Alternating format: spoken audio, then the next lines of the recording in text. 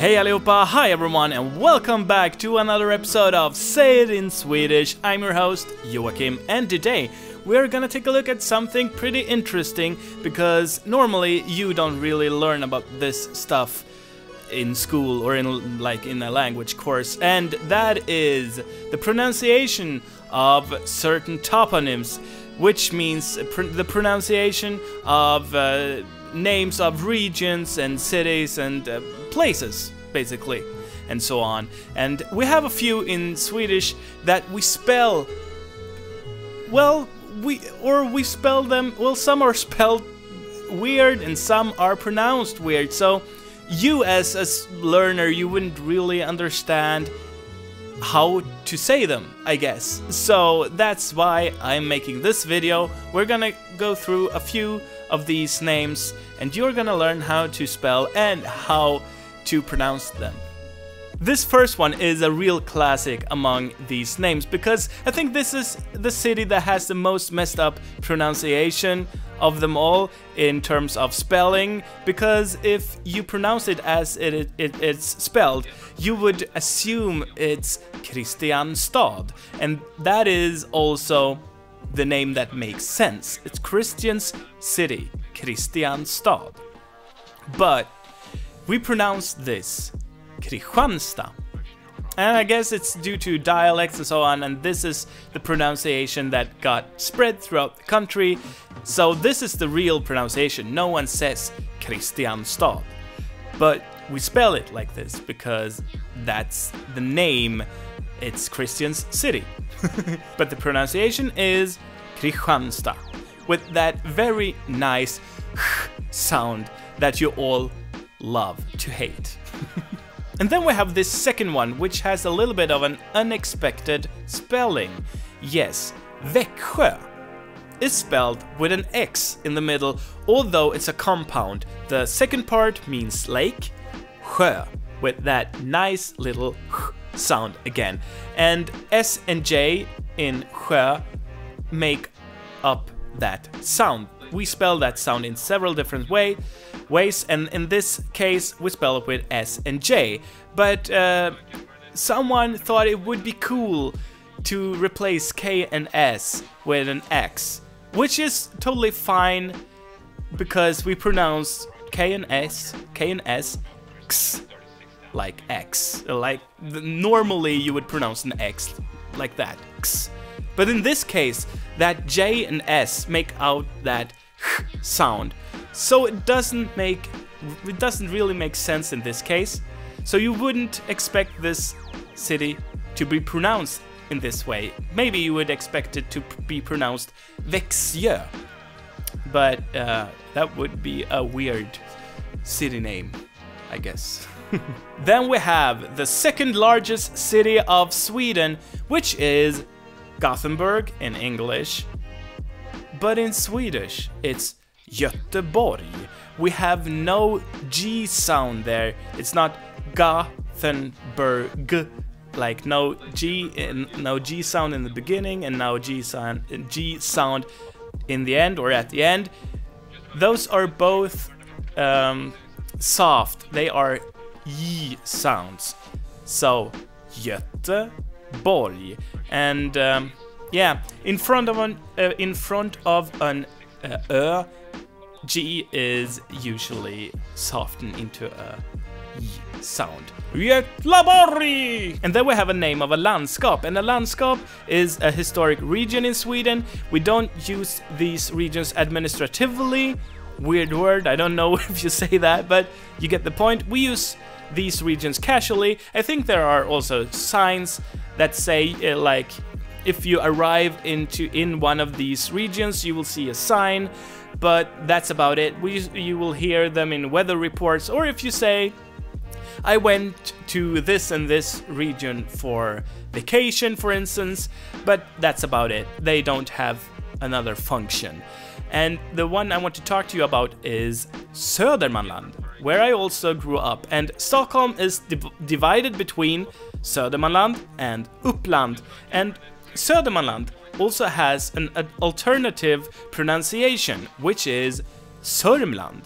and that's why that's because D and E get dropped. It's completely normal that D and E get dropped in Swedish. We have a bunch of examples for that. For instance, we have the word moder, which is mother, right? You can see that it's the same word, moder and mother.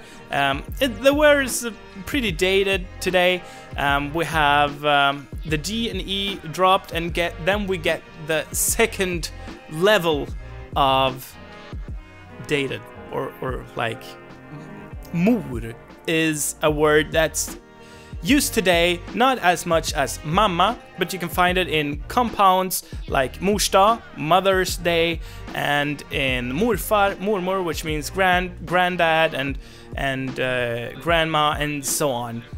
You will find the word in compounds, and some people might even say mor, but it's very infrequent to say moder. We have a few set phrases with moder in them, but normally you would say mamma when you're talking about someone's mother or your own mother. Some people might say mor still, but mostly we have those in compounds and so on. Then we have KARLSTAD, which if it weren't the name of a city, you would probably say KARLSTAD, which means the city of Karl, or Karl. And the first thing I want to say here is that R and L usually in Swedish get merged into a retroflex consonant that sounds like Karl. So the tongue, the tip of your tongue, flexes back and you get one sound.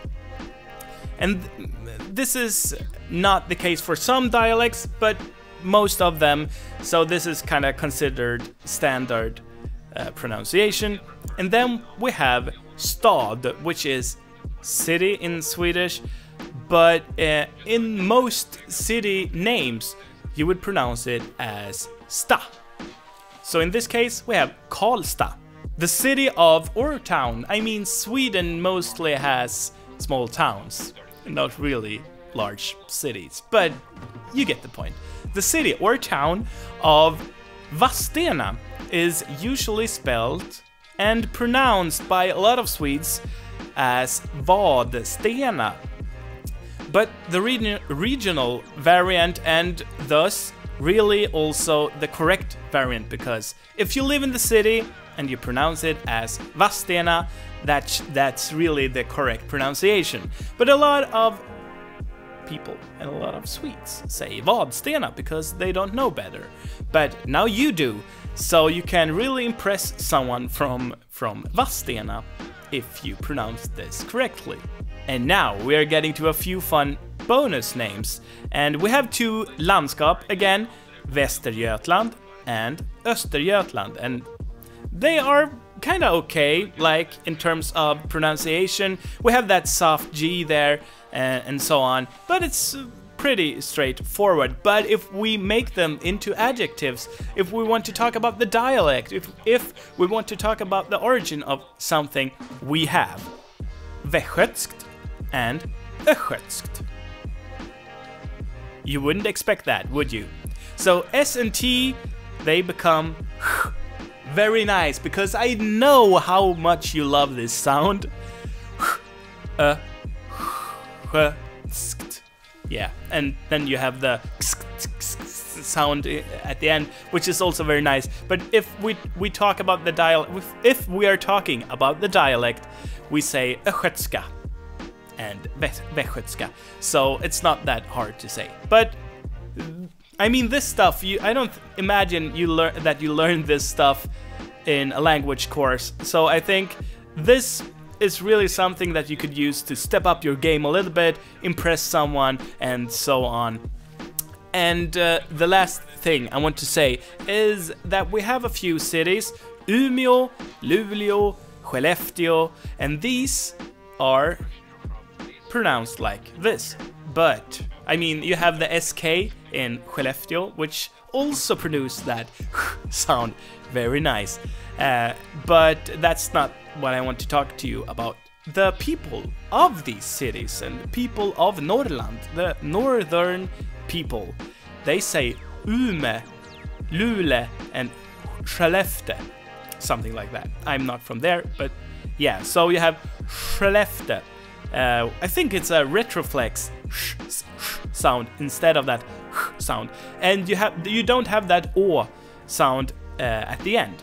So Umeå and not Umeå, and Luleå, not Luleå, and Skellefteå and not Skellefteå. If you're from Norrland, I'm sorry if you don't like my pronunciation. I did my best, and I just want to educate these people, you know, so that they can pronounce your cities.